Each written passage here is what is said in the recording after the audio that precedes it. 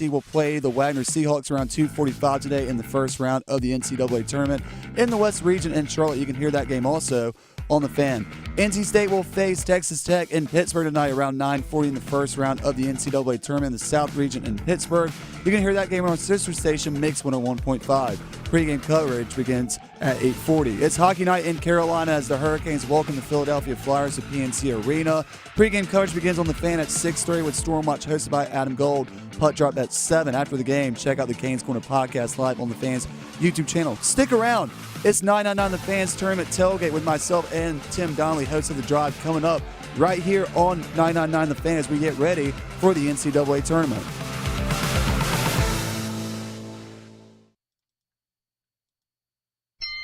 Love guarded by Keels, gets a screen, pulls up for three. Got it!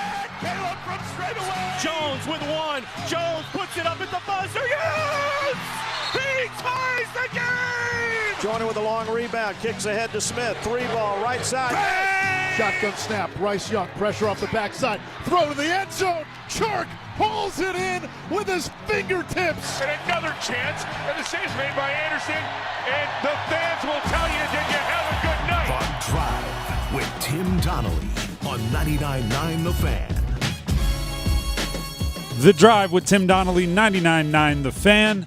It is the Fan Tournament Tailgate, which is why we are on at 10 a.m. rather than our normal time of 3 o'clock in the afternoon, because we might be busy at 3 o'clock in the afternoon. The best kind of busy. The sitting around watching the NCAA Tournament kind of busy. The furiously scratching and circling and highlighting your bracket kind of busy. I'm Tim Donnelly, Graham Hill producing the show. You just heard from him a couple of seconds ago. And we have real win or go home basketball starting today. The authentic kind. You know what I'm looking forward to? I'm looking forward to a team losing and not being able to say in the post game, well, we have bigger goals ahead of us. This wasn't what we were trying to do. Okay, fair enough. I'm looking forward to from this point forward, no safety net.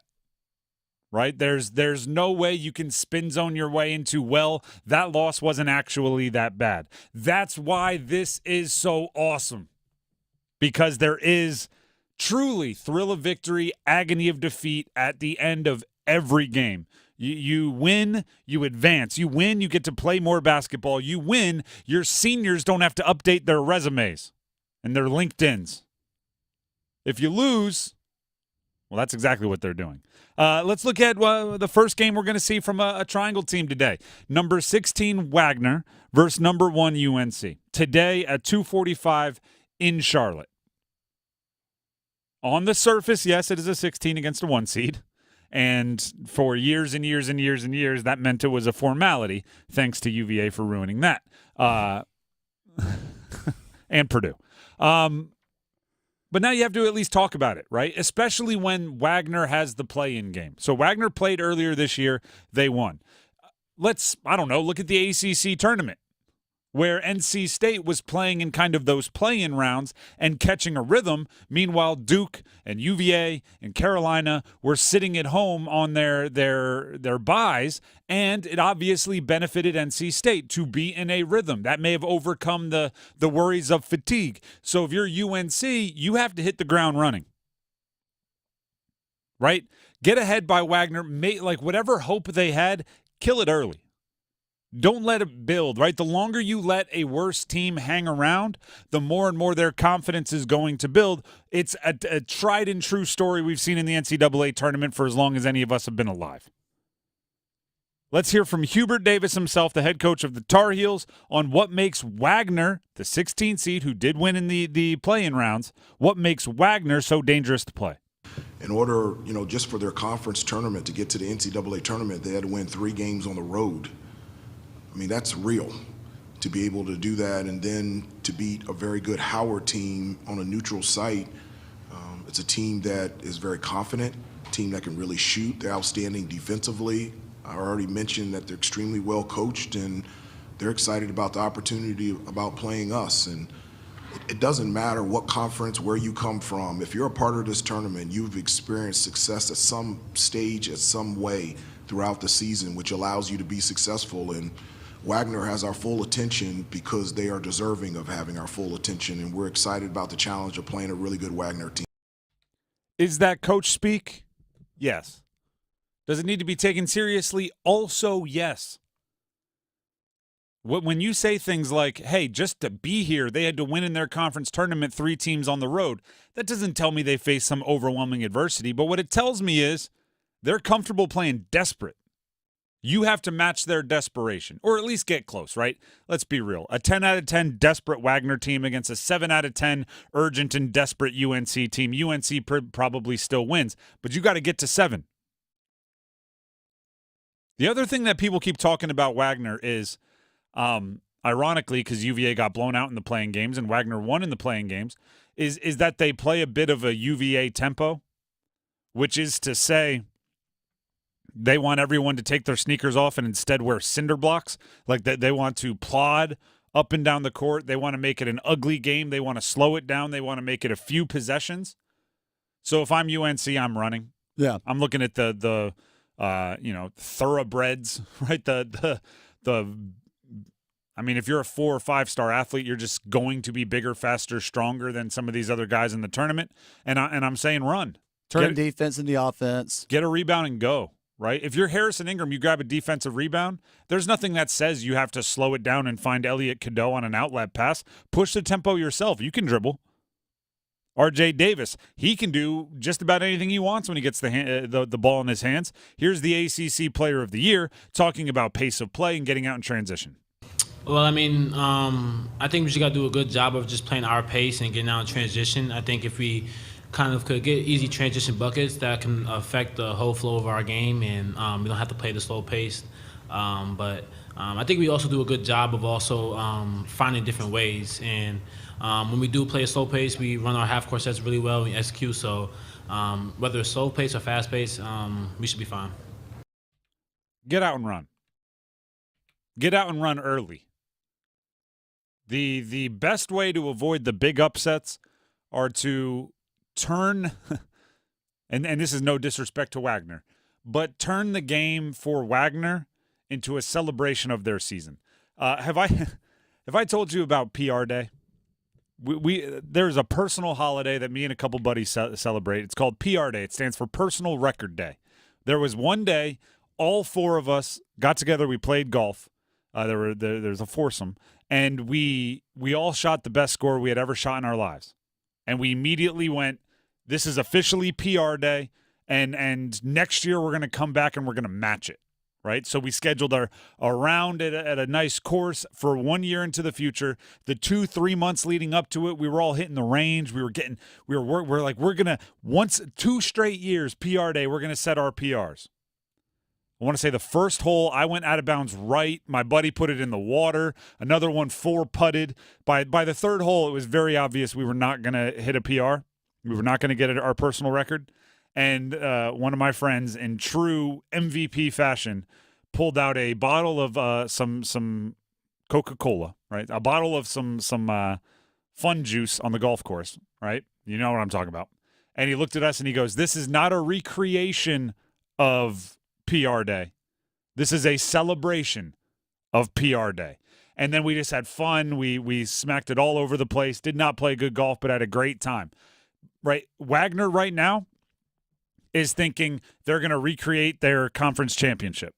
They're like, nobody believes in us. We'll go wherever. They're having us play in Charlotte, which is right near UNC. We're going to shock the world just like we shocked the conference tournament. If they get down like 20-7, if they get down 30-14, they might just look around and go, you know what, guys? This is not a recreation of our conference tournament. This is a celebration of the great season we had and getting a chance to be in the NCAA tournament. By halftime, they'll be doing the senior day thing where they're just looking around up at the stands going, I want to remember what this feels like, right? They just want to be in the NCAA tournament, and then UNC can coast to the end. I want to remember playing in front of the Jumpman logo. Meanwhile, North Carolina is like, we wear the Jumpman logo. Like we're used to this kind of treatment. Yeah, they're at the free throw line like, RJ Davis, RJ. Can I get those Jordans? RJ, shh, don't tell my coach I asked.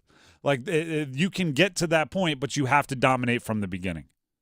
And yes, you are playing close to home. That should be a little bit more of an advantage. Armando Bacot on the advantage of playing in Charlotte right here in North Carolina. It's huge for us because Charlotte, obviously, we played here early this year versus Oklahoma, and we sold it out, and it was probably 98% UNC fans, and we're expecting that same type of turnout for these games. So it's great to be able to have 2 home games in a place that we all love and are familiar with. Play at home. Win at home. There's going to be a lot of UNC fans there. You don't want to disappoint them. We're going to ask this question later on in the show. Very simple question for a number 1 seed, but we're going to ask it later on in the show, sometime in the 11 o'clock hour, so I want you to prep your answers. Can North Carolina win the national championship? I ask that because every year there's a couple 1 or 2 seeds, right? Because number 1 and number 2 seeds should inherently be able to, like, you're the best 8 teams in the country. But every year there's, those 3 or 4 1 and 2 seeds where when you're filling out your bracket, your first thought is like, all right, well, they're not going to lose in the first round, but I'm definitely not going to have them win because there's something holding you back. There's something holding them back. Can North Carolina win a national championship? We'll answer that in the 11 o'clock hour. Can North Carolina State win a national championship? That answer you might think is no, but we probably would have said that about the ACC championship also. NC State also playing tonight versus number 6. It's an 11-seed State versus 6-seeded Texas Tech at 9:40 tonight in Pittsburgh. We'll hear some audio from Kevin Keats, from DJ Horn, and more. Stick around.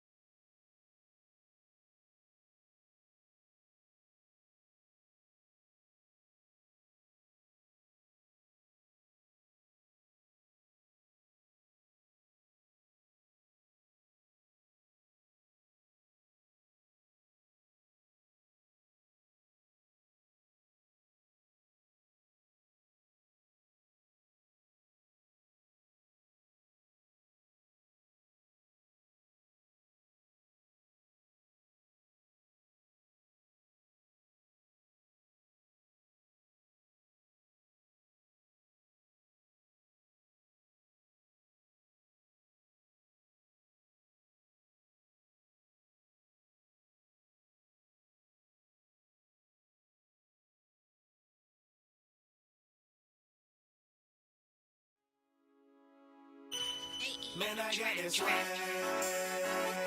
My hat matching my bag. You know I'm poppin' tag. But man, I got this swag. Man, I got this swag. The Drive with Tim Donnelly, 99.9 The Fan. Little swag surfing coming out of break.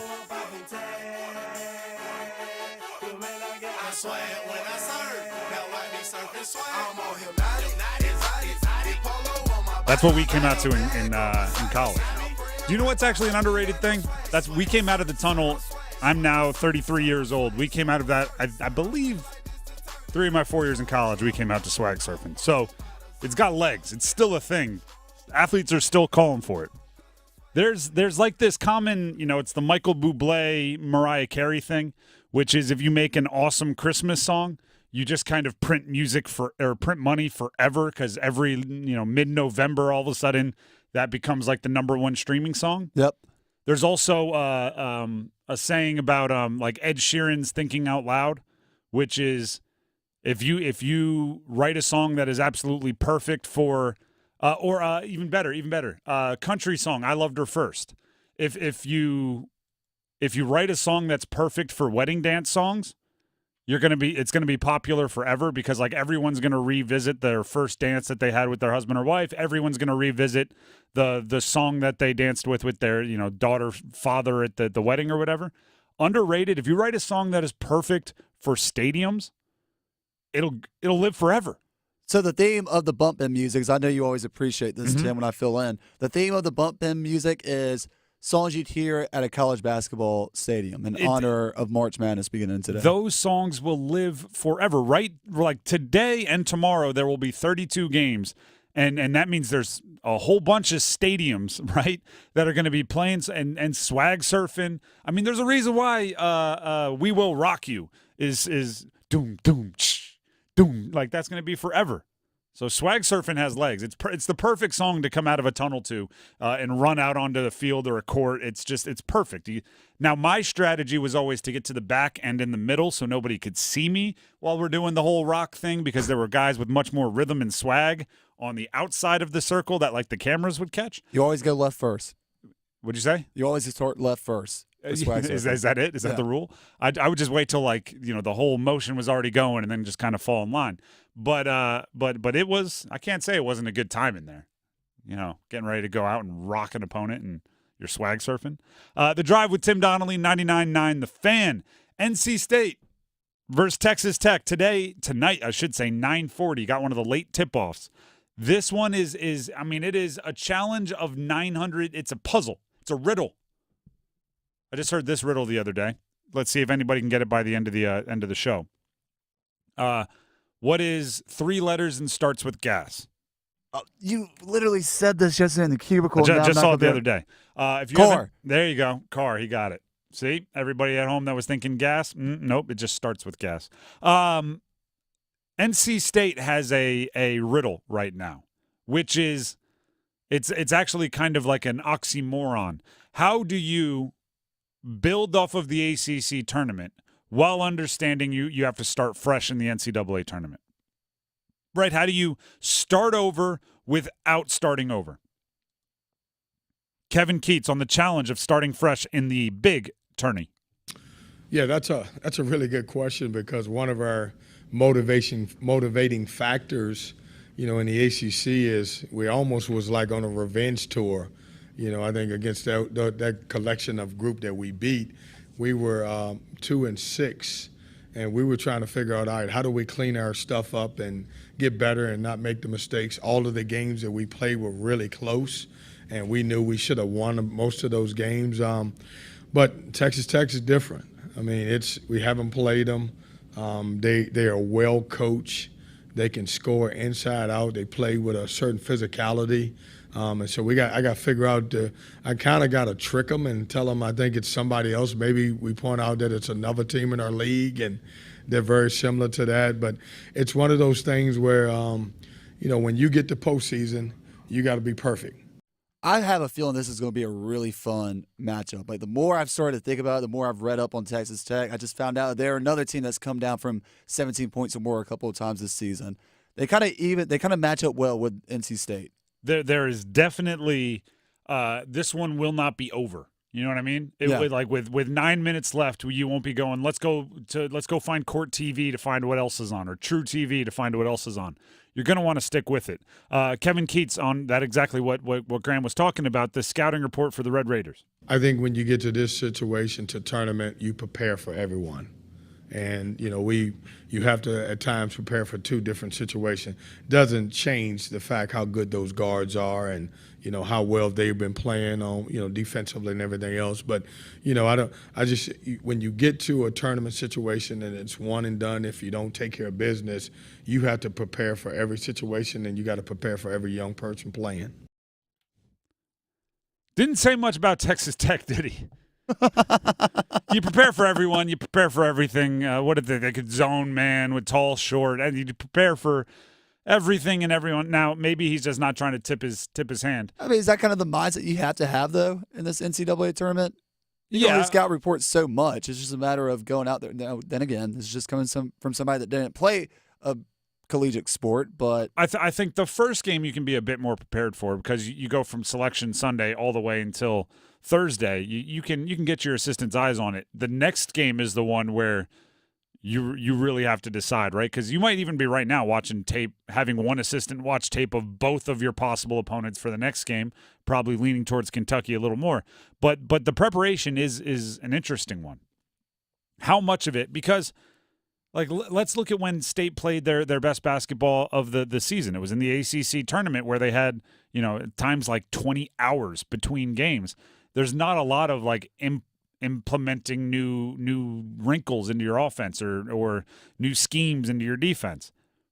Maybe you have a team that's just, it literally has to be focused on us. Well, Texas Tech brings some, we talked about it yesterday. They have 3 guards that can score. They have a 7-footer that they play a decent amount of minutes. They've had some, as Graham mentioned, some come from behind victories that lend you to believe that they have some mettle, right? They have some grit to them. There's something of substance on their intestinal fortitude. That doesn't necessarily mean that State should change everything for Texas Tech. You know what? I just stumbled into this little bit of insight into State. One of the things I've been very furious about, one of the things I've been very frustrated about when it comes to State is how reactive they are. What I mean by that is, some of their best players will play, big minutes or little minutes based on the opponent, right? If the other team has 2 defensive bigs, DJ Horn's probably not going to play. If they have, a perimeter, whatever, then Michael O'Connell might not play a lot. Jaden Taylor might not play a lot. And these are some of their best players, and they will literally go games in the regular season where they don't play often based on the matchup. And in the ACC tournament, it was almost like they didn't have time to worry about the matchup, so they just focused on them. I think that might be the best way they can attack this, right? Do what you do best. Make Texas Tech react to you. What's the scouting report on Texas Tech? I hope the scouting report from an NC State perspective is they can't guard DJ Horn and they can't guard DJ Burns. Yeah. Right? Think about it in terms of looking through your roster rather than, they got these guards that we have to find a way to. It's like, you've got some guards that they have to find a way to stop also. Play with that chip on their shoulder. DJ Horn, one of the better players on NC State's roster on just that. Is there a chip on the team's shoulders? I feel like, coming into this tournament, we definitely have a lot of confidence. All along, we knew we were a good team. We just, had some ups and downs throughout the season. So to be able to pull it all together for, a great conference tourney run and then ultimately winning it, definitely coming into this, with a lot of confidence. Chip on their shoulder and confidence. How about that? A little bit of both. A little bit of both. The Drive with Tim Donnelly, 99.9 The Fan. I'm Tim Donnelly. Want to tell you about my friends over at Academy Sports and Outdoors. There's a brand new Academy Sports and Outdoors in Knightdale that's open right now. They've been in Apex, but now they're also in Knightdale. And I want to remind everybody that this weekend, their grand opening celebration is taking place starting tomorrow. That's March 22nd through Sunday, March 24th. So tomorrow through Sunday, the deals and giveaways are going to be going on. The first 150 customers in line for each day, Friday, Saturday, and Sunday that are 18 years or older get a free mystery gift card with over $15,000 in total weekend prizes. I don't know why I feel like I have to say mystery in that voice. Free mystery gift card. Their grand opening deals, best brands in sports and outdoor gear. Plus, you get a free gift, free, when you participate in the store treasure hunt and more in-store fun. Right now, you can actually enter to win a $25 Academy Sports and gift card. All you have to do is text SPORTS, S-P-O-R-T-S, S-P-O-R-T-S. Text it to 919-860-5326. If you text SPORTS to 919-860-5326, we'll send you back a link. You click the link, you fill it in. You're entered to win a $25 Academy Sports gift card. That's all you have to do. It could be that simple. I'm wearing shoes that I got from Academy Sports right here, right now. That's a true story. The Drive with Tim Donnelly, 99.9 The Fan. We'll be back with, I know it's the opening of March Madness. I know we're going to be planted all afternoon to our couches watching games. There's also a Canes game tonight, which means we need to get to our Hurricans, Hurri-confidence, Hurri-concerns, and update the Hurri-confidence meter coming up next.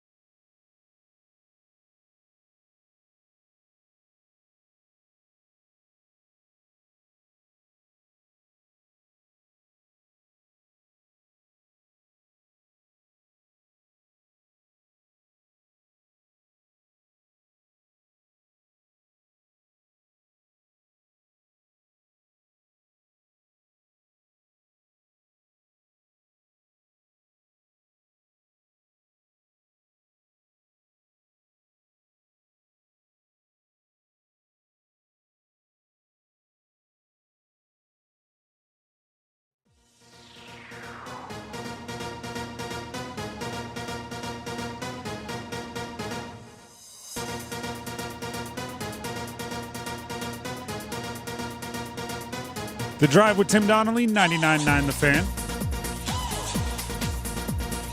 It is time to play a little Hurricans and Cons. What are you most confident in? What are you most concerned about when it comes to the Carolina Hurricanes? And then at the end, we will explain how and why and where we've updated the Hurri-confidence meter, something we've been doing throughout hockey season. I'll get it started. As always, I've got good news and bad news. Which do you want first? You take the bad news, right? You just give me the bad news, then hit me with the good news. So what are you most concerned about for the Carolina Hurricanes? This was difficult. Things are going well right now, and that'll be reflected in my other answers, but this was difficult. It was difficult for a whole host of reasons. Most obvious being, seems like the trade deadline worked. Right? They brought in new guys that are filling the gaps in the roster, and there's still room for the team to get healthier. Jack Drury, Teuvo Teravainen can still come back and take it maybe even to another level. So not a lot of concerns right now, which is kind of my concern right now. Are they peaking too early? Right? So much about going on a postseason run, especially in 7-game series, is making sure you are playing your best and getting better, getting stronger as the postseason moves along. Playing great in the middle of March is awesome. It's really fun. I mean, if you need anything to convince you it's more fun, watch the last 3 games the Canes have played, and there's 0% chance you won't have a smile on your face. Right? It's like riding a jet ski. I don't care how fast you go. I don't care if it's choppy, smooth. You're going to have a smile on your face. Right? Watching the last 3 games of the Carolina Hurricanes is going to be like, you know what? This is fun. They're good. This is fun. They won one, dominant against a rival. They won one coming from behind. They won one by a bajillion. They won every kind of win. It's Baskin Robbins. You hit all 31 flavors. You want to be able to do that in June. It's March, right? Think of how much teams change over months, right? When it's a 7-game series of a postseason, and you have days off, and you have travel days, and it's a long way. It is a marathon. I hope this isn't. My concern is that the Canes are running a 3.5-minute mile pace on mile 20 of a marathon, and it's like you still got 6 more to go. Those last 6 will get you. What's your concern, Graham? All right, guys. Tim Donnelly's kind of throwing me on the spot there. I should have realized with it being a Thursday, and even though this is it's a morning show, and we're going to be talking a lot of college basketball, but there's a Canes game tonight that we have to talk about. So come on this walk with me, or come on this drive with me if you're commuting right now. Hear me out. Long walk for a short drink of water? Yeah. Hear me out. This isn't necessarily a bad problem to have, but how much does the lineup, or how much does the chemistry with current players right now get affected in lineups when guys like Teuvo Teravainen and Jack Drury come back in? Jack Drury, as you know, suffered a lower body injury on Saturday, March 9th. He'll be out for a while, poor Rod Brind'Amour. Teuvo Teravainen, upper body injury. Not as serious, though, to Rod Brind'Amour. Has been out since Thursday, March 14th. It just seems like right now they are clicking on all cylinders. And this is nothing against Jack Drury, nothing against Teuvo Teravainen. Again, good problem to have. Or is there a concern that the chemistry right now between guys like Jarvis and Gensel, or this stuff like that get kind of thrown off a little bit once Teuvo and Drury return? There is always that concern. That was the big concern at the deadline, right? You bring new guys in. How do they react? You move in and shake. The thing that I think has been really good is Gensel played really well with I forget what we called it, the gunk line. Gunk line. With Gensel, Natchez, and Kuznetsov. And he's also playing really well with Aho, Jarvis, and Gensel. So if I think what the Canes have done is they've assembled really, really high hockey IQ guys. And because of that, once they know kind of, the nuances of each other's game, you can mix and match. And I don't think like a guy like Jack Drury, I don't know if you've heard this. He went to Harvard. They mention it occasionally. I don't think a guy like Jack Drury is going to throw that off. And Teuvo Teravainen with his skill set is similar, right? Who can't play with that skill set? So, I hear what you're saying, and I understand that's always a concern when you're moving and shaking bodies. But I think they'll be able to get it done with high hockey IQ.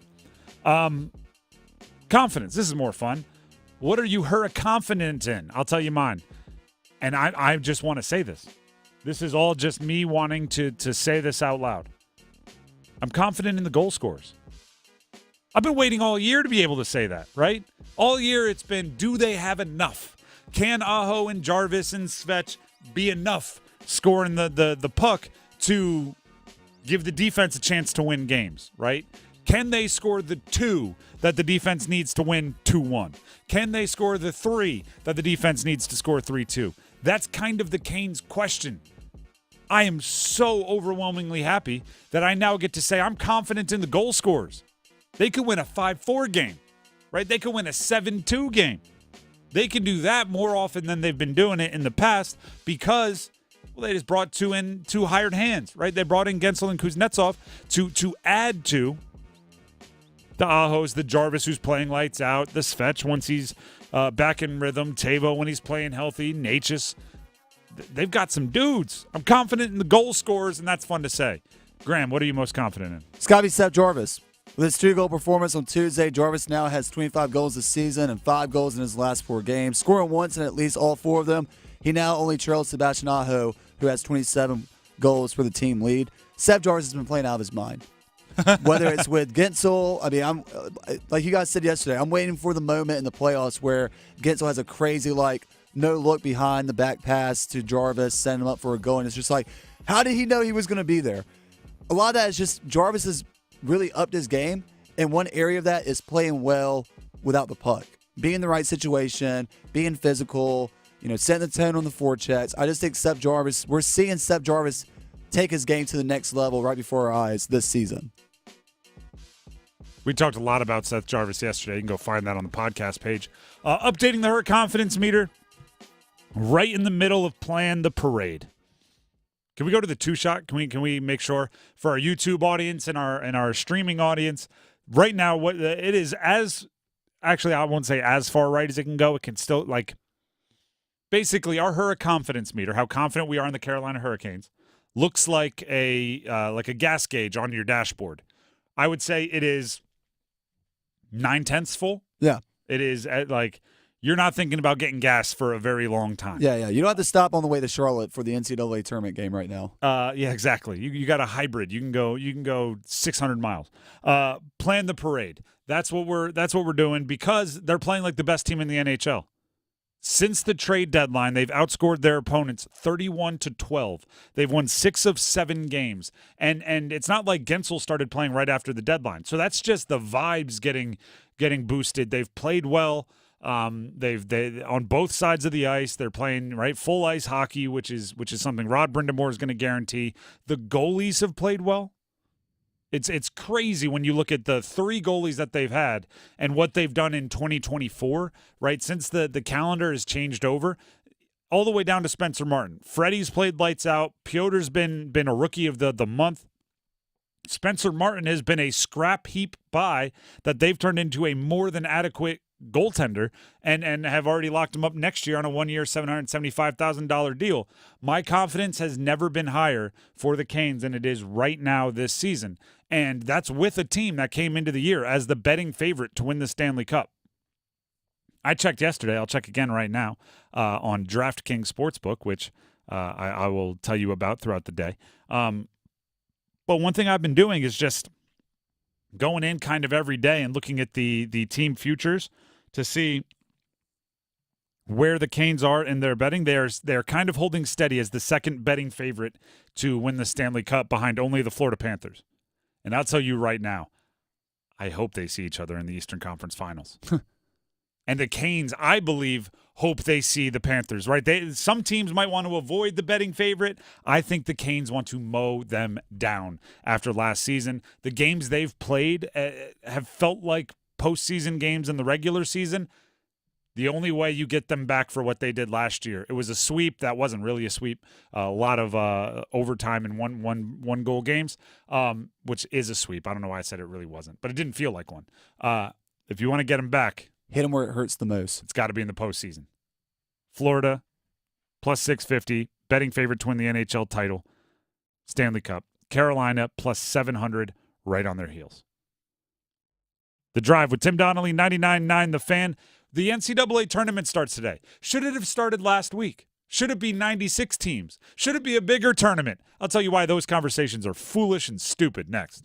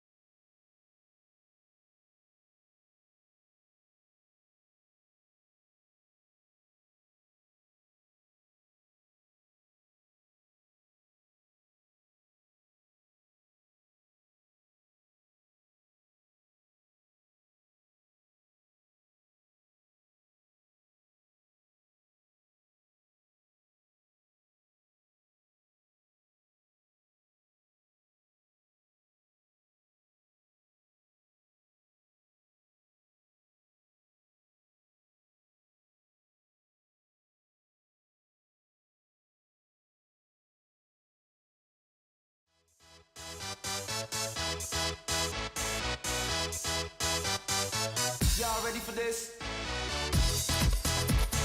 The Drive with Tim Donnelly, 99.9 The Fan. This is good stadium music here. Little jock jams. All right, let's get into it. Do not expand the NCAA tournament. I understand the logic. I understand the logic. I hear you, right? It's there can be too much of a good thing. I don't know why this has become a conversation within the last 2 or 3 years that for seemingly 100 years, it's been 64 is perfect. There are only so many perfect things in sports. There are only so many perfect things in life. When you get your hands on one, you don't mess it up. I'm glad we're on the same page here. Why touch something that's so beautiful? Has anyone complained about NCAA tournaments? Has anyone been like, that thing that everybody loves, that thing that is so entertaining and fun that literally businesses lose productivity during this 2 days because everyone is sitting at their office watching the games? That needs to change. No, nobody says that. Yet for some reason, people want to expand the tournament. And yes, even Kevin Keatts, the head coach of NC State, spoke on the topic. I just think it's too many, student athletes that not get the opportunity to play in postseason. When you look at football, they don't have that issue. You can make a bowl game and, under 500 now, and the experience of, we talk about the student athlete experience. And the only thing that really, in my opinion, that has not changed is expanding the tournament. And I don't have a number. I don't know what that should be, but I do think we should give more schools opportunities to be able to get in the tournament. Do you know what's the problem I have with that? And by the way, I agree with Kevin Keatts on a lot of things. This is just not one of them. At the end, he said, we should give more kids the opportunity to play in the postseason. Every single student athlete in college basketball has the opportunity to play in the postseason. But guess what they have to do to earn that opportunity? Win that opportunity. It's right there in the words. Earn that opportunity. The best part about college basketball is if you win your conference, you're in the tourney, which essentially turns the entire conference season into a tournament. Right? You play the regular season to get your seed. Then you get your seed in the conference tournament. If you win your conference tournament, you get to go to the NCAA tournament. There's your opportunity. 64 teams is perfect. It guarantees that you're not going to have like a top 10 team in the country that just happens to play in the conference with another top 10 team in the country not make the tournament, right? You're going to have the best teams there with the at-large, but you're also going to have every single team have a chance to make it. 64 is perfect. I actually think the play-in tournament is too much. I wouldn't do the first 4 games. I would just go back to 64, 64, 64. That's it, like Major League Baseball yesterday messed with opening day. They had a random game in South Korea to open up the season when opening day is until next week. Major League Baseball opening day was one of the few perfect things in sports. It's sacred. They messed it up. NCAA is trying to do the same thing. This is like, can you imagine if the Masters suddenly was like, yeah, we're not going to play at Augusta. We're going to go to Pebble Beach. Be like, whoa. No, Augusta, April, Masters, one of the few perfect things in sports.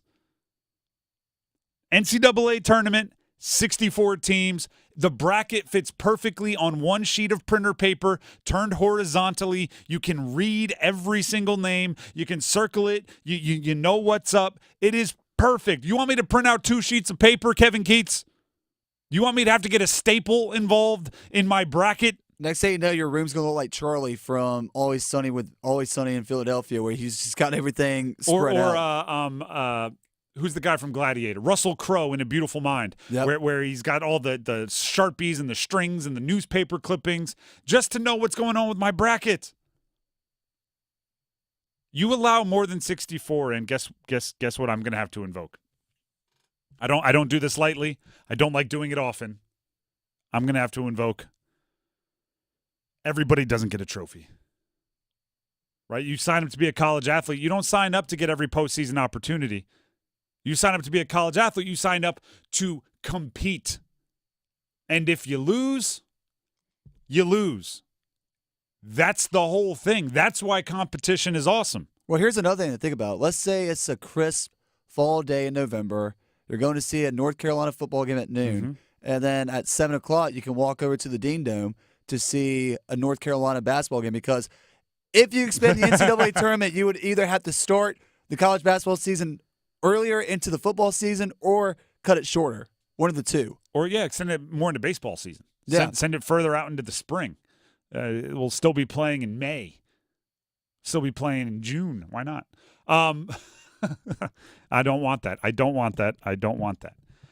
The other day, I was talking to a buddy. He has a 7-year-old. I think it's a 7-year-old, maybe a 6-year-old. I don't know.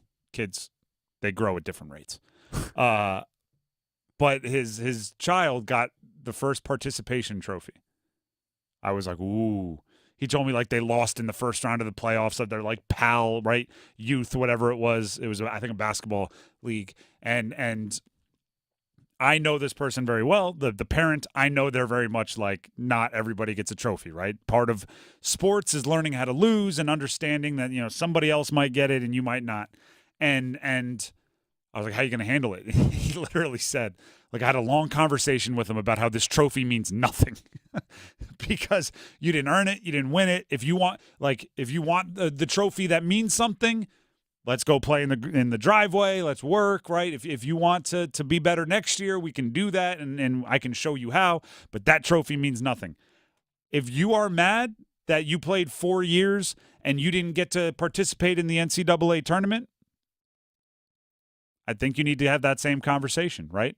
Well, we could have expanded it to 128 teams, but then your participation in the NCAA tournament would have meant nothing. Right? We could have found a way to give you a participation ribbon, but then it would have meant nothing. 64 teams. It's perfect. Can you imagine when's the first time a 32 seed is going to upset a 1 seed? A 16 seed hasn't beat a 1 seed, but a couple times in the history of the sport. Now you want to go, all right, yeah, let's bring in a 27 seed to face a 3. I don't know how brackets would line up, right? You'd have to have buys and stuff. You're going to have Purdue sweating. Yeah, Purdue would be like, no, you're telling me we can. Purdue would be a 1 seed versus the 112 seed, and sure enough, it'd be a close game at the end. Zach Edey would be going, not again. I am 7'8". Or at least the 112 seed would cover. No, 100%. What would I mean, it would be. I don't even want to get into what the spread would be, right? It'd be like when Alabama plays, Sports wager would be crazy if something like this plays happened. Austin P the week before Auburn, and the spread is 48. It's a. I don't even want to get in there. Don't expand the NCAA tournament, or I will accuse you of giving trophies to everybody, and everybody in sports kind of gets real nervous when you start saying things like that. They're like, no, I'm in favor of competition. I'm like, yeah, well, then everybody doesn't get in. The Drive with Tim Donnelly, 99.9 The Fan. Coming up next, NC State. They just won the ACC tournament. They're heading into the NCAA tournament tonight. Too celebratory? Too big? I'll answer those questions coming up next.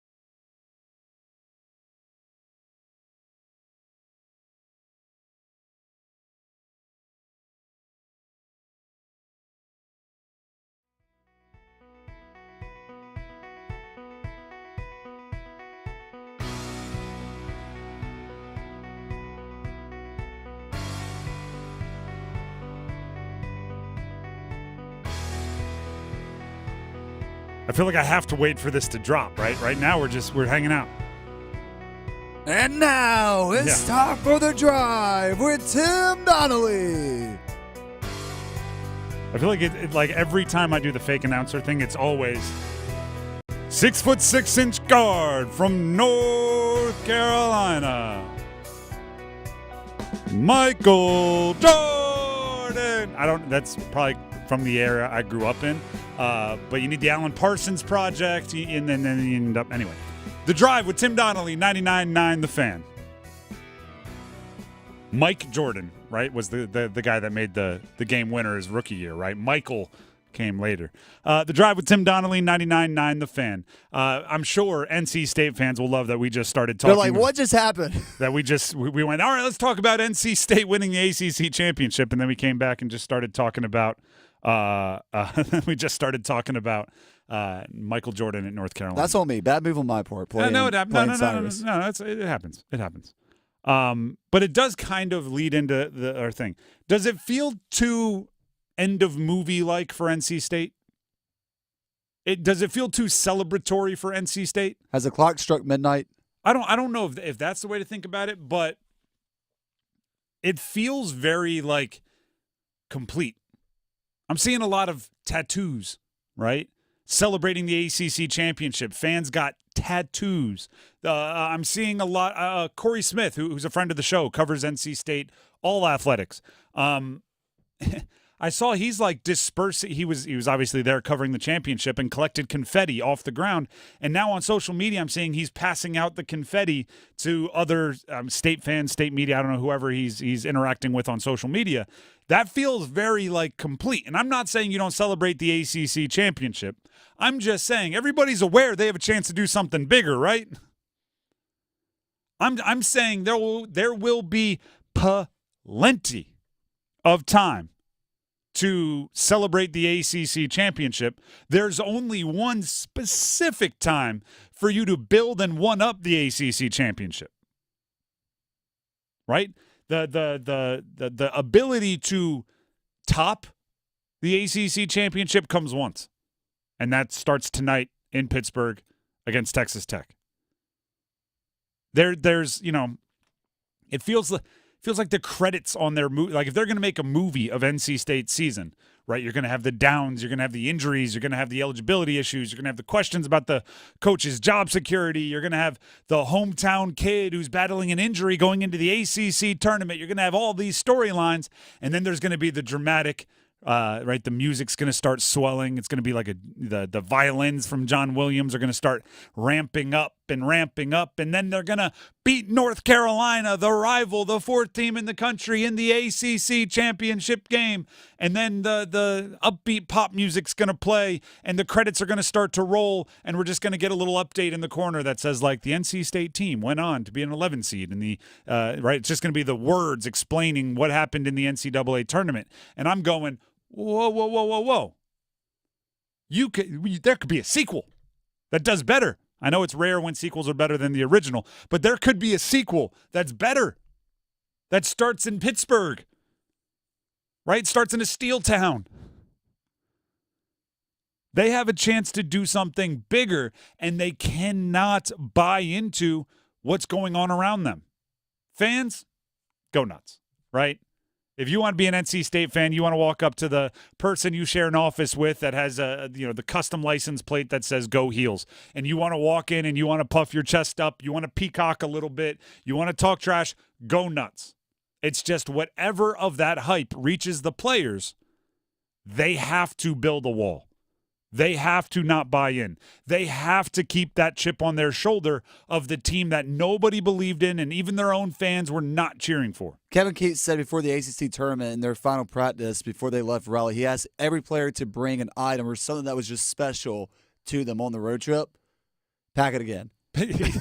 Pack a double. Bring two things that are special to you. That are special to you. Bring two. It's you have to keep that same mindset. Dennis and I were in the building for the ACC tournament, and do you know what we said every time NC State won? What's that? I bet you there's a bunch of State fans that are looking in for hotel rooms and seeing if they can be here tomorrow. Yeah. And then they would win again, and we'd go, oh, there's going to be so many State fans making that drive down, whatever, to 95, 85. There's going to be so many of them. There's going to be so many of them. But do you know what that also means? They weren't there the previous game, right? If they're all making that drive down because they beat Duke, so now let's go see if they can beat UVA, that means they weren't there for the Duke game. Right? And if they were driving down because it's like, oh my gosh, they made it to Thursday, they're going to play Duke, that means they weren't there for the Syracuse game. You have to go into this with that same belief that even your own fans are going, let's see what they do before we drive to DC. Let's see what they do before we get in the car for 4 hours. Now everybody's celebrating, right? Now everybody's jacked up. Internally, you have to have the same mindset. I was just going to say, I'm going to challenge State fans a little bit. It can't be a mindset of, if they lose tonight against Texas Tech, you can't say, oh, well, at least we beat North Carolina in the ACC championship. Like, no, this needs to be an opportunity to keep the momentum going, and it can't be a situation of, would you rather trade off beating North Carolina in the ACC championship or versus winning your first NCAA tournament game for the first time since 2015? Yeah, 2015. Win that. Make the Sweet 16, right? Just don't act like it's over. That's all I'm saying. Don't act like mission completed. Is it going to feel like a letdown if State loses tonight? Yes. 2 weeks from now, it'll be a great season to remember. But yes, losing in the NCAA tournament to Texas Tech, right? If you were playing UConn, the number 1 overall seed, or Kentucky tonight, you could work yourself into like, hey, maybe it's not the end of the. Texas Tech doesn't scare me. Nobody in the Big 12, maybe Kansas. Nobody in the Big 12 scares me. DJ Horn on Is There a Chip on this team's shoulder? I feel like, coming into this tournament, we definitely have a lot of confidence. All along, we knew we were a good team. We just, had some ups and downs throughout the season. So to be able to pull it all together for, a great conference tourney run and then ultimately winning it, definitely coming into this, with a lot of confidence. Oh, the chip on the shoulder. What about Casey Morsell? Casey Morsell, veteran leader, right? Grad guard, been at NC State for years now. Does he feel like they have an advantage in this one? Yeah, for sure. I think, one of the great things about the tournament is that we faced all different types of adversity, whether it be injuries, just different schemes that we played against. So we're definitely going to use those lessons that we learned from the tournament heading into this March Madness run. Lessons learned. Like hydrate so you don't cramp, right? If you're going to play that many games in a row. And finally, let's hear from the crowd favorite, the big man in the middle, the guy who could be making $28 million a year to be an offensive tackle in the NFL. Which, by the way, did you see Torrey Holt said that? Yeah. Torrey Holt said GMs are hitting him, NFL front office executives are hitting him up all over the place going, can we get this guy in a helmet? They're seeing the footwork on the dancing bear. And it's insane. I'm not surprised by that at all. I've been saying it all year. Because I played football, I view everything in a, like, why aren't they playing football? Harrison Ingram, UNC, tight end? I think so. DJ Burns, bookend tackle? I think so. There's just a few that make sense to me. Let's hear from the bookend tackle. Let's hear from DJ Burns on what the team is doing best right now. I'd say our defense, it was kind of good towards the beginning of the year, but I think that after we had the 4 games going into the tournament, we decided that we weren't going to be that team who, we decided to leave that defense in the past and, really step up. I think our guys have been doing well, attention to detail, and just stepping up. I actually think they did a great job scheming their defense up. Yeah. There's quite a few, and I actually think this is something UNC needs to take care of. There's quite a few screenshots out there where all 5 NC State defenders are crowding and eyes on RJ Davis. And then the rest of the team is very much left open. And I don't know if it got in their heads or what it did, but it ended up working pretty well for him. Obviously, RJ Davis got his, but everybody else was thrown off. I think DJ Burns is exactly right. Because think about how good NC State was looking coming into ACC play because of their defense. I mean, when they were forcing turnovers and they were capitalizing off of it, I mean, there was a reason why they started off ACC play 5-0 once upon a time. Now, obviously, it kind of fell off a little bit in the second half, but when NC State's locking down on defense and they're running that full court press effectively, they're a really good basketball team. The irony is when you're running the full court press, you almost can't have DJ Burns on the floor. Yeah. It's a give and take. It's Kevin Keats, to his credit, I questioned some of his tactical stuff during the season. Hard to argue with any of his tactical decisions in the ACC tournament. So as much as we talk about the team having to stay in the same mind space, Kevin Keats has to stay in whatever, flow state he was in with his moves. Some of it forced by injuries and things. He had to change up his rotation. Some of it by choice. He has to stay in that same zone that he was in because he did a great job running them through the ACC tournament. The Drive with Tim Donnelly, 99.9 The Fan. Earlier today, I teased this question. Every year, there's a couple 1 seeds, 2 seeds that you feel like can actually win the tourney. There's a couple 1 seeds, 2 seeds you think, well, they're way overranked. Can North Carolina, the UNC Tar Heels, win the national championship this year? Stick around.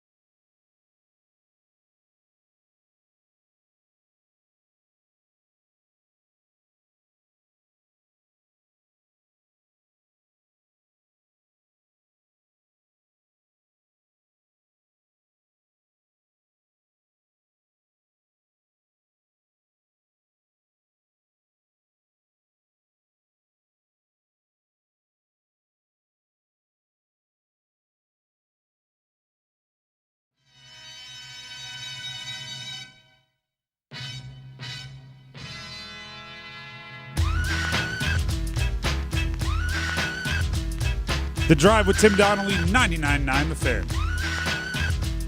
It is the tournament tailgate edition. That's why we're on early. Right, we're here from 10 to noon today, and we'll be back and cranking 10 to noon tomorrow. The reason we have to do that is because there is a whole host of play-by-play right here on 99.9 The Fan these next 2 days. Starting at noon, we're going to hit you with NCAA tournament action, kind of bouncing around, keeping you updated on all of the games. There will be a featured game starting with Michigan State, Mississippi State, but other than that, you can just, your bracket you'll be aware of what's going on in your bracket if you listen to 99.9 The Fan right up until Stormwatch, I believe at 6:30 tonight. And then that'll get you ready for the Canes game, which will be right here on 99.9 The Fan, taking on the Flyers tonight. Should be an exciting one. Your mouth is open like you have something to say. Anything, Graham? NC State, of course, Texas Tech on our sister station, Mix 101.5. 9:40 tip, pregame coverage, roughly around 8:40, 8:45. And on top of that, when we do switch over to the Canes, I believe the Westwood One coverage of the tourney will move over to Buzz Sports Radio. So, kind of keep our family of networks in mind. 99.9 The Fan, which is what you're listening to now. Mix 101.5, as you just heard Graham describe for state action. And Buzz Sports Radio is if it's not here, you want to check them out. It'll bounce back and forth. And we're on YouTube, too, during this. And we're on YouTube as well during this show, the one you're listening to now, The Drive. Waving to everybody out there in YouTube world. Hello. Now, let's answer a question.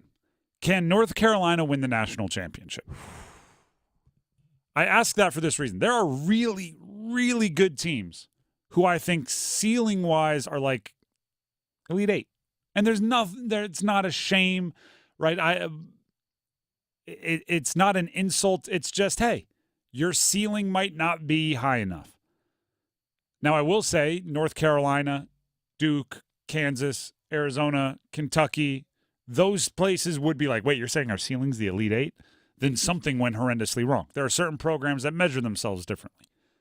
Can North Carolina win the national championship? Should I answer it simply? I think I will. Yes, they can. No, I'm kidding. And next coming up next, yeah. No, that is the goal, and it should be the goal. And we were just discussing, when should teams be disappointed? North Carolina should be disappointed if they lose it all.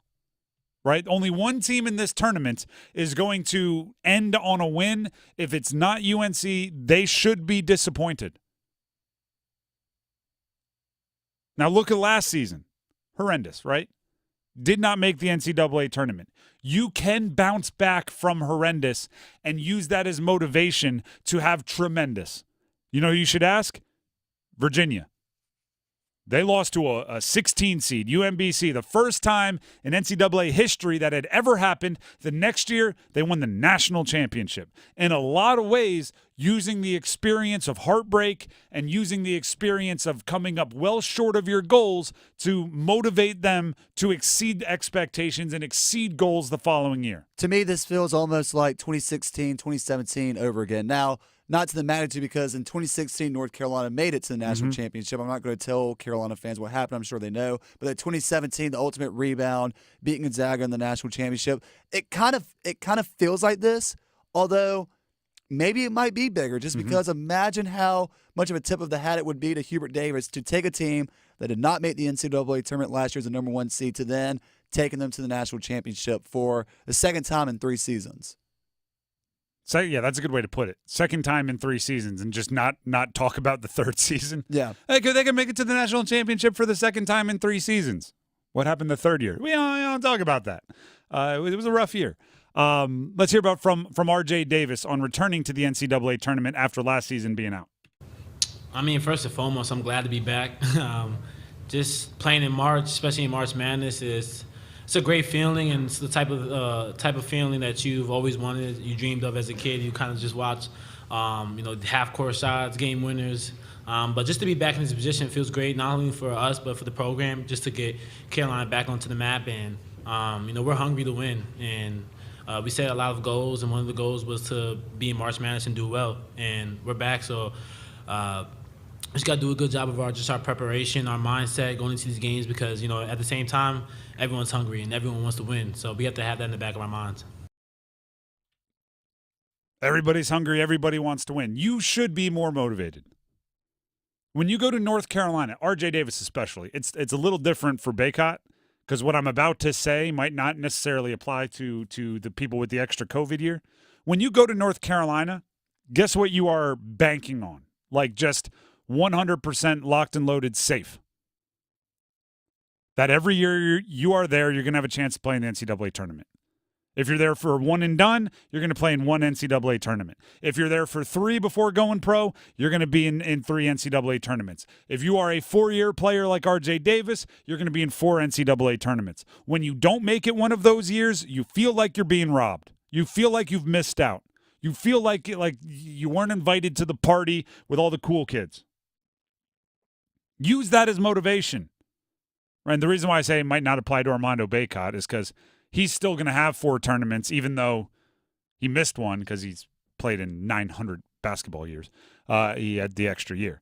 Speaking of Armando Baycott, speaking of playing it for 900 years, here he is talking about the experience and how that might play a factor.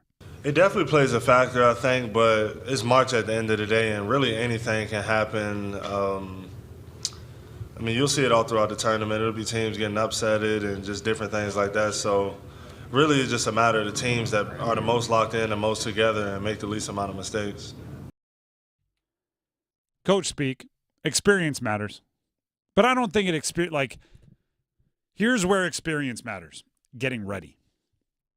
Here's where experience matters, the routine of it, right? When are we traveling? When do we go there? What do we watch the team that we're going to play? Do we watch the game? I was thinking about this in the ACC tournament, right? Because NC State beat UVA, and then they had 24 hours, we'll just rough estimate, until the ACC championship.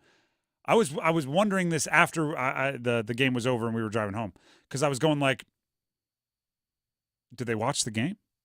Right? The late night game. Do they watch the game? Or actually, this was Thursday. Sorry, this was Thursday. They beat Duke, and then UVA was playing after them. And I was going, I wonder if they're going to, gather around and watch the game for the next 2 hours, or if they're like, no, we got to get home. We got to eat. We got to get back to the hotel. We got to lay down. We got to stick to your routine.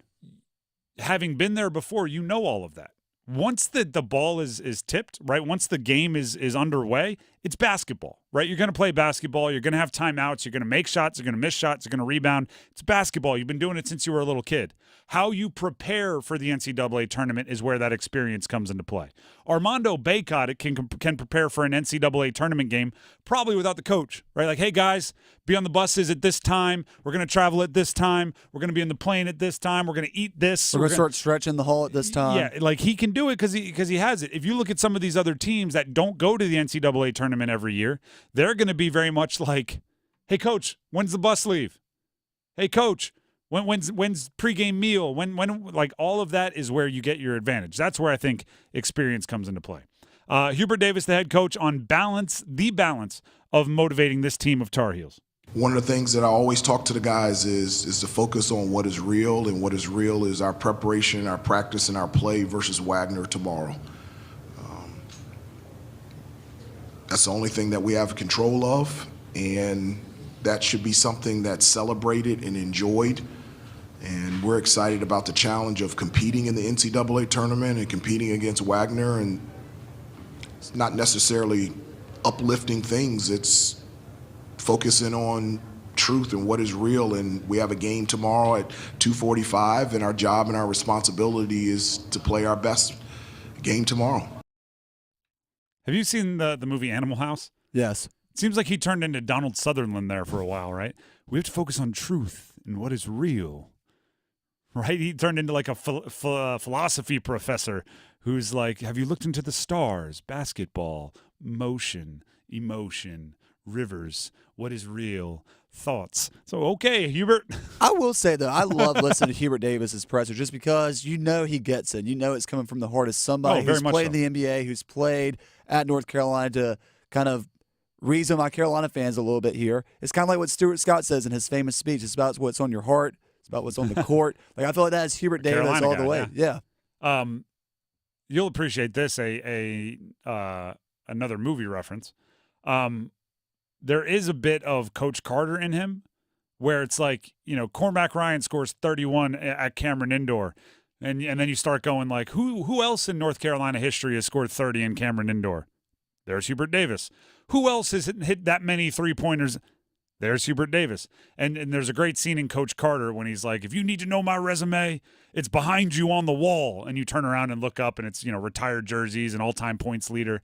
It's Hubert Davis has a bit of that where he's like, hey, you need to know about me, ask somebody, right? Like first-round pick, NBA, college accolades, they're all there.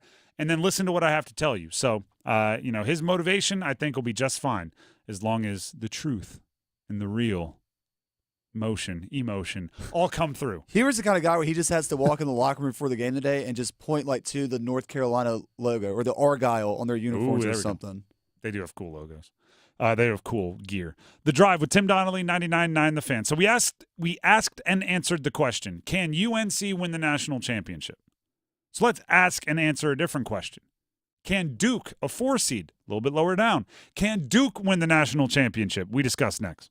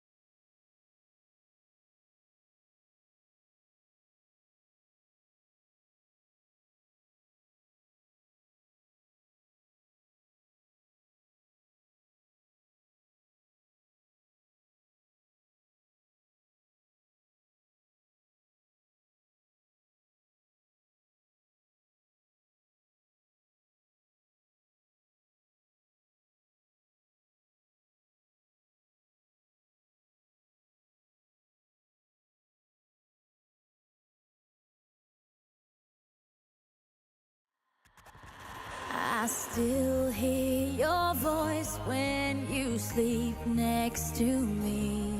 I still feel your touch in my dream. Forgive me my weakness, but I don't know why. Without you, it's hard Wait for to it. survive. 'Cause every time we touch, I get this feeling. The Drive with Tim Donnelly, 99.9 The Fan. Graham, who do you think you think you needed to warn me to wait for the beat drop on this song? Apparently not, since she went right into it with the hand gestures. Like I've never been in Gotta be careful in a there. high school basketball stadium before. Got to be careful, Tim. You might be giving Carolina fans some material on Twitter. Little GIF, little meme action. Here's the there are certain songs that just you know you got to wait for the beat drop. Sometimes when they're coming out of break and there's a long intro, I do feel like I'm sitting here like, all right, let's get 2.5 minutes of warm up in before the beat drop, and then we'll talk. But no, that one everybody knows that. The Drive with Tim Donnelly, 99.9 The Fan. Can Duke win the national championship? Can Duke win the national championship? They're a 4 seed. They were one and done at the ACC championship. They've played one game in the last 12 days to get ready for the NCAA tournament. They are, I would say, shallow when it comes to depth. We have not heard anything about Caleb Foster, at least I haven't, so we don't know his availability. They don't play till tomorrow, so they don't have to be ready today. They play tomorrow. Can Duke win the national championship? I mean, to be fair, what did you say? They've only played one game in the past 12 days? Yep. Well, remember, at one point during the basketball season, they were playing like a football schedule where it feels like they were playing just every Saturday. They had 2 tempos, either 1 game a week or 5 games a week. Yeah. Like it was their schedule was unusual. Yeah, it was one or the other. When you're a 2-bye or you're a Thursday team in the ACC tournament and you lose your first game, that's going to be a recipe for not playing a lot of games leading up to the NCAA tournament. But I'm just talking now. I'm not answering the question. Can Duke win the national championship? Yes. They can. I'm not picking them, right? I made my picks yesterday. We'll go over some of them in just a few minutes. I'm not picking them to win, but they have the most basic of prerequisites to win a national championship. Players. They have studs. They have good players. Do you know what I love looking back on great Cinderella runs? Do you know why? It's have I given you my youth sports movie theory? Probably. I know I've told talked it enough times. I know I've talked this one over with I've talked this one over with Paul, who hosts Next Up, obviously with Graham producing the show every morning. Usually for these youth sports movies, the Mighty Ducks, the Sandlots, right, the legendary ones, the coach gets all the credit, and or like the team first effort gets all the credit. When in actuality, it's just there's one good kid. Anyone that's ever been around youth sports, like if you get the best kid in the league, you're probably going to win the championship, right? It's not like they're out there pulling off really detailed, coaching schemes. It's usually like, hey, you have the future pro, you're going to win, right? You go back and look at every NFL player's Pop Warner highlight. They're running all over the place, just scoring touchdowns. Fun fact, Mighty Ducks, right? We talk about it all the time. Hockey movie, we're in a hockey market. Do you know when Gordon Bombay's coaching really took hold on the Mighty Ducks? When they went and forced Brad Banks to go from the Hawks to the Ducks. You take the best player off the best team, you put him on the worst team. Guess what? The worst team's going to be better. Hoosiers. You know when Gene Hackman's Norman Dale, when his coaching really started to take hold in Hoosiers? When they went and got Jimmy Chitwood to stop shooting buckets in a cornfield somewhere and instead shoot him on the high school basketball team. They had Larry Bird out in a cornfield, and oh, look at that. The coach is a genius. When the good kid starts playing, they win a state championship. Benny the Jet. Like, how many do we need to go through? You know what's really interesting? If like Miracle, right? That's a true story, okay? It's a true story, Miracle on Ice. Who are the players that in lore get all of the hype? Micah Ruzioni, he scored the game winner. Jim Craig in goal, he stood on his head. You know who very rarely gets mentioned? Like Neil Broughton, who is a future NHL Hall of Famer that was on that team, right? There's usually some really good kids that mix things up. By the way, I have to give a shout out to my cousin who's listening. It's Adam Banks, not Brad Banks. Brad Banks was a quarterback for Mizzou back in the day who turned into a wide receiver. Is it Mike or Sean listening? It's their sister, Katie. What's Okay. up, Katie? It is Adam Banks. And Katie, I bet you're pretty stoked that you had to correct me on that one.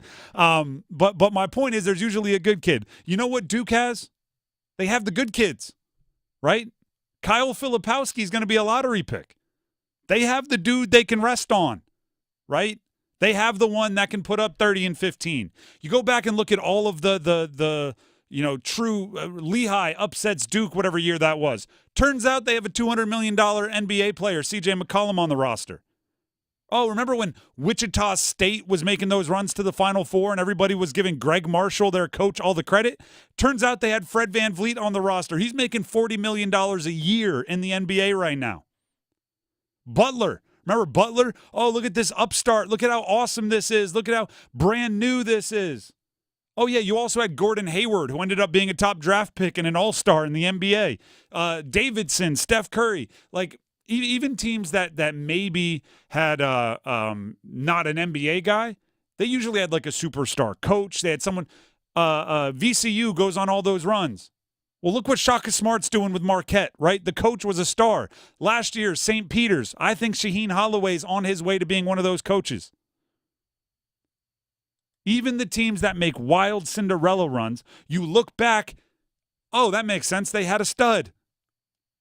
Either a coach, a future NBA player, something like that to lean on. So that's a prerequisite for making the run. You need to have at least the one that can put the team on his back. Duke has a couple. I would say Jared McCain is that way when he catches fire from three, if his eye has healed from the stitches he got during the ACC tournament, and Kyle Filipowski. Now, the reason why I'm not picking Duke to do that is because, well, I think they're a little soft. So I think the likelihood of that team being put onto the back of their shoulders is unlikely, but they could, right? They have their Benny the Jet. They have their Adam Banks. They have their one dude or two or three dudes that could carry the team. That's a prerequisite, right? It's you look back at some of the state, there's also a Thurl Bailey there, right? Yeah. There's also a David Thompson there. There's also somebody that's going to go be in the NBA for a long time. You look at the best Duke teams and it's like, oh yeah, they have, XYZ stud or an XYZ coach that's a stud. Duke can win. They can. They're a 4 seed, and that's, I believe, a kind of appropriate spot that could be, but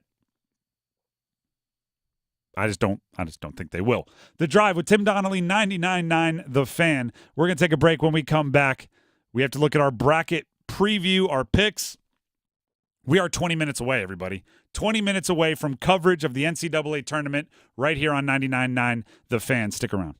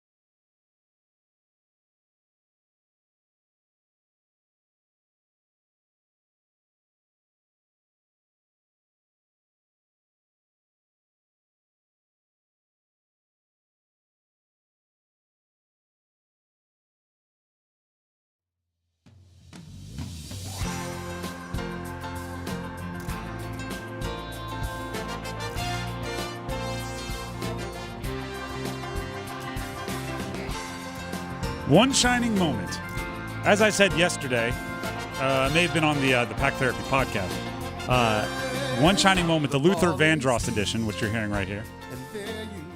This is what my mom and I danced during our mother's son danced at my wedding to. It was a shortened version, but it definitely started with "the ball is tipped," which is probably all you need to know about me and my family and our relationship with sports. That is a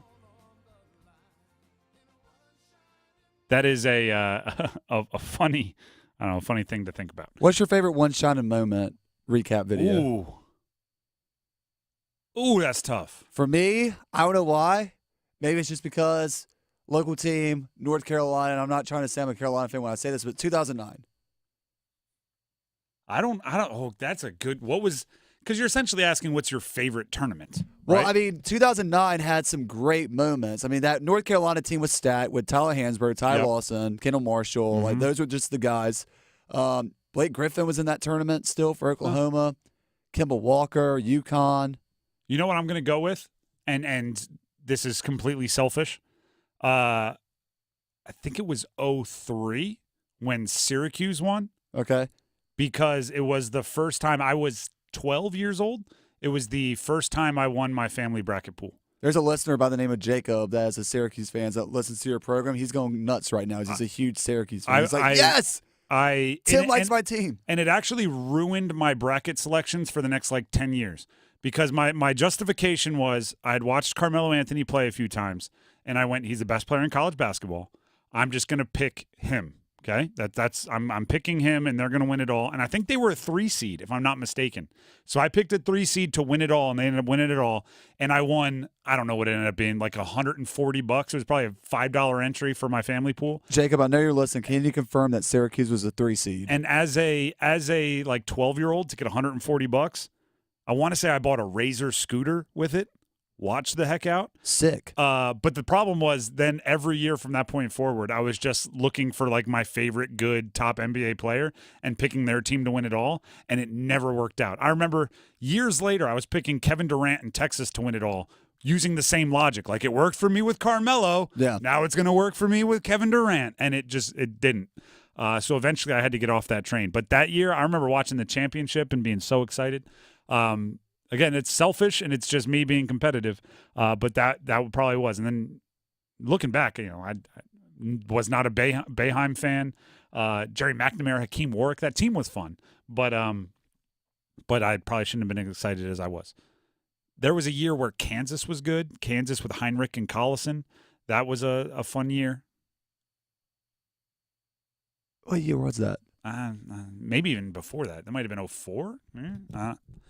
They all bleed together. Yeah. They all bleed together. But it's still, I'm one of the people, as soon as the game's over, I'm staying up for one shining moment. You have to. You have to. It's awesome. The Drive with Tim Donnelly, 99.9 The Fan. Let's look at the brackets. Let's give you one last chance. If you didn't listen to the show yesterday in the afternoon, my Final Four, I'm calling chalky and Kansas. I have 3 1 seeds, UConn, Houston, UNC, and I have a 4 seed Kansas in the Final Four. I have UConn beating North Carolina. I have Houston beating Kansas, and then I have UConn beating Houston, which is the number 1 seed in the tournament. I watched UConn multiple times. When they're healthy, I don't think there's a better team in the country. I think they have NBA talent. I think they have the good college guys. I think they have the coaching.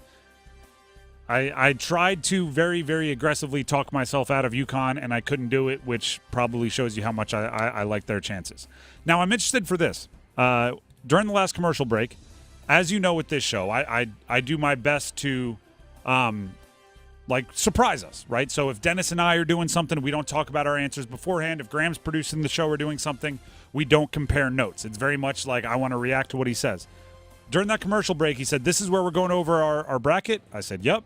He said, "I took UNC on a once-upon-a-time run." And I said, "Say no more. I want you to explain what that means on air." What does once-upon-a-time run for UNC mean? So as you know, coming up right here on 99.9 The Fan, our primetime game that we're going to be running at noon is going to be Mississippi State and Michigan State. So I'm going to say Michigan State beats Mississippi State coming up at noon.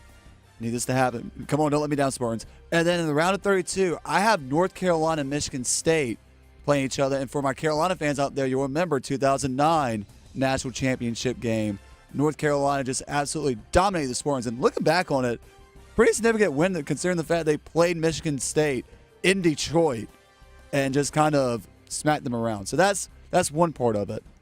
What's the next part of it? Sweet 16. I have North Carolina facing Alabama. And last year, if you remember, North Carolina versus Alabama, non-conference. I actually think it was the ACC versus SEC challenge. 5 overtime game between the Crimson Tide and the Tar Heels. I had North Carolina get revenge in the Sweet 16, so I had them advancing to the Elite 8, where, of course, they would be facing Arizona. A.K.A. Caleb Love. And I think R.J. Davis shines in this matchup. So I have Carolina beating Arizona. One eye on each other, that whole bracket, right? One eye, as soon as they get off the court, hey, what'd they do? Like, they're going to be interested. And then finally, in my national championship game, with Roy Williams watching, Kansas versus North Carolina. I see what you did there. In the national championship with the Tar Heels winning. Do you think Roy is rooting for that or terrified of that happening? Well, we'd have to ask him how he felt 2 years ago. True. Actually, that's a great point. I also kind of have North Carolina just on a revenge tour this year, considering 2 years ago losing to Kansas in the national championship, then not making it in the NCAA tournament last year. So this is the bounce-back year, the ultimate bounce-back year. Not only do they get back in the NCAA tournament, but they get revenge on the team that beat them 2 seasons ago in the big championship game. Last night, we did have my almost 3-year-old, he turns 3 at the end of the month, fill out a bracket. He's definitely going to beat all of us. We literally just sat there and said, like, UConn or Stetson, and he'd just go, Con! And we'd be like, all right, deal. His final 2, not bad. North Carolina, because he knows we're in North Carolina, so every time we said North Carolina, he was just like, oh, Carolina. Yeah. I don't think he realized it was a school. He thought he was picking, like, home. And then the other side is Kentucky, because we were getting ready to go take a bath, and he has a rubber ducky. And I think every time we said Kentucky, he'd say, my ducky? And so his final 2, like normally if you get a 3-year-old, a 2-year-old to do that, you're going to get like, Akron against Drake in the finals. We got UNC and Kentucky. There's a chance he like wins our family pool. And then we will never live that down forever. Your son's just crushing the dreams of state fans out there in the round of 32 when they get matched up with I will say, my wife was the one giving him the options. She did say NC State. Not North Carolina State. I think if she would have said North Carolina State, he would have been like, North Carolina. So maybe there was a little influence there. I don't know. I was not the one that did it. For reasons that are very difficult to explain. They're both on the same team in our extended family. They're on the Crabs, I'm on the Lizards. So they were kind of a unit. But yeah, it's Carolina and Kentucky for my 2-year-old, almost 3-year-old. So when he wins, I'll give my speech about how we all know nothing once again. Because I said this yesterday. I don't know anyone in the world that consumes more sports content than I do. Graham, Dennis, everybody can second this. All morning till the show, I have a sports podcast playing on YouTube. Tim doesn't talk to any of us people. We think he hates us sometimes. And I'm reading sports on one side and or writing my opinions on sports on the other side. When I do turn around to talk, I turn around to talk sports. We debate sports. When I come on the show, I talk sports. When I go home... Or to play cup pong. It's true. When I go home, we watch sports. Nobody consumes more sports than I do. And every year I fill out the bracket, I realize like 2/3 of the teams I know nothing about. Longwood, UAB, Drake, despite all of my consumption of sports, I can't know it all. I can't even be aware of it all, not even know it all. That would be ridiculous to expect to know it all. I can't have opinions on it all. So it is a true test of randomness, luck, and a little bit of skill on a bracket. So enjoy it. Don't get too upset. Don't get too angry. Enjoy it. That's all I have to say to you. It's about to start. Our coverage of the NCAA tournament starts in about 6 minutes. You can catch the Adam Gold Show, which normally is on 99.9 The Fan, on Buzz Sports Radio if you're tuned in for that. In the meantime, we will be back tomorrow at 10 for another fan tournament edition, tournament tailgate edition of the drive, which I'm sure by tomorrow all of our brackets will be lit on fire, but it'll be fun to dissect. We'll be back then. Please follow us on YouTube, subscribe, 99.9 The Fan. Tell your friends. We want to get to 10,000 subscribers. Until tomorrow, let Luther take you to the games, everybody. Coverage starts in just a couple minutes.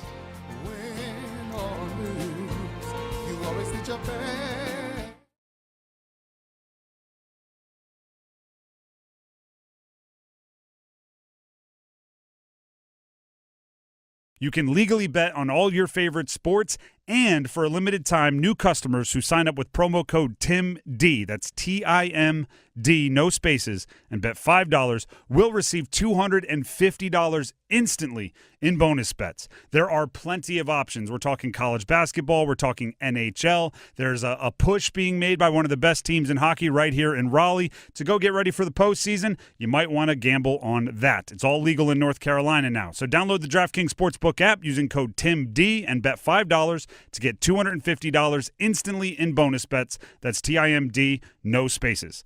Gambling problem? Call 877-185-543 or visit morethanagame.nc.gov. 21 plus, North Carolina.